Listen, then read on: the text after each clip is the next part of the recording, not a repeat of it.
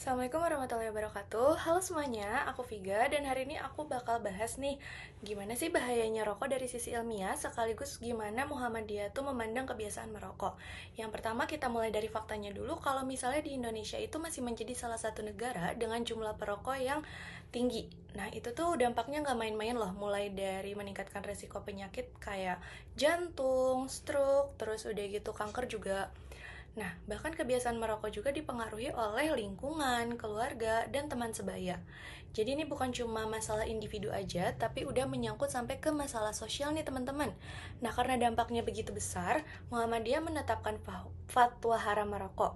Keputusan ini tuh bukan cuma sekedar pendapat aja, tetapi didasarkan pada 3 pendekatan.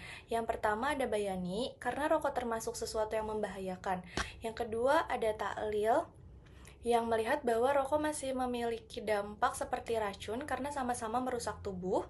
Dan yang terakhir ada istislahi, yaitu mempertimbangkan bahwa kerugian akibat merokok tuh jauh lebih besar daripada manfaatnya. Sekarang kita masuk nih ke bagian yang paling menarik. Apa sih yang terjadi saat asap rokok itu masuk ke dalam tubuh? Jadi ketika rokok itu dihirup, lebih dari 7.000 zat kimia masuk ke dalam paru-paru. Setelah itu zat tersebut ikut mengalir bersama darah ke berbagai organ. Di tingkat sel, rokok memicu terbentuknya ROS atau yang disebut reaktif oksigen spesies, yaitu molekul yang menyebabkan stres oksidatif. Nah, dampaknya tuh membran sel itu bisa rusak, terus DNA juga ikut rusak, kemudian muncul peradangan kronis, hingga resiko berbagai penyakit pun meningkat.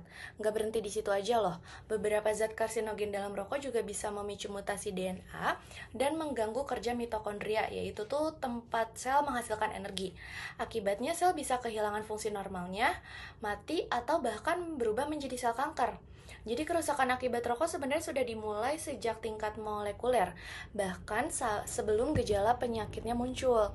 Karena itulah Muhammadiyah tidak hanya mengeluarkan fatwa, tetapi juga aktif melakukan edukasi kesehatan, menerapkan kawasan tanpa rokok, dan mendorong masyarakat untuk menjalani gaya hidup yang lebih sehat. Jadi kalau misalnya selama ini teman-teman masih suka ada yang bilang, cuman sebatang rokok doang kok. Sekarang kita tahu nih, kalau misalnya satu batang rokok aja tuh udah bisa memulai proses kerusakan di dalam tubuh. Semoga setelah mengetahui mekanisme ini, kita bisa lebih sadar bahwa mencegah jauh lebih baik daripada mengobati. Terima kasih atas perhatiannya. Wassalamualaikum, bye-bye.